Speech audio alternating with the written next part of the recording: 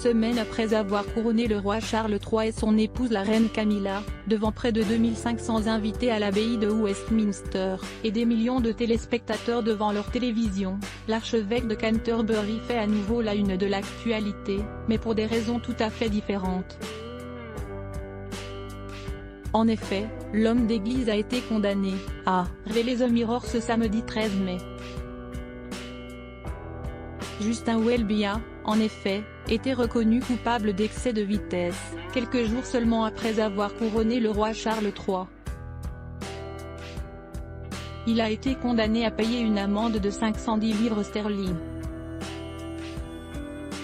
Pris en flagrant délit d'excès de vitesse dans le quartier de Lembus, à Kennington, en octobre dernier, l'archevêque de Canterbury a été filmé en train de rouler à 25 000 par heure dans une zone limitée, à 20 000 par heure au volant de sa Volkswagen Golf, alors qu'il prenait la direction de sa résidence officielle, le palais de Lembus. Photo, couronnement de Charles III et Camilla, complicité, émotion.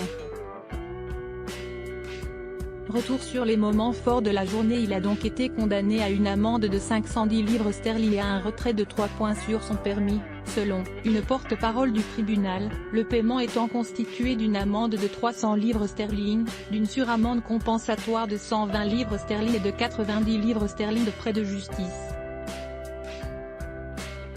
Justin Welby a reconnu l'infraction par écrit en ligne et les poursuites ont été menées dans le cadre de la procédure de justice unique, Single Justice Procedure, qui permet au tribunal de traiter l'affaire par le biais de preuves écrites dans le cadre d'une audience privée. L'homme de 67 ans a connu une véritable exposition médiatique le 19 septembre dernier, en conduisant les obsèques d'Elisabeth II devant des milliards de téléspectateurs.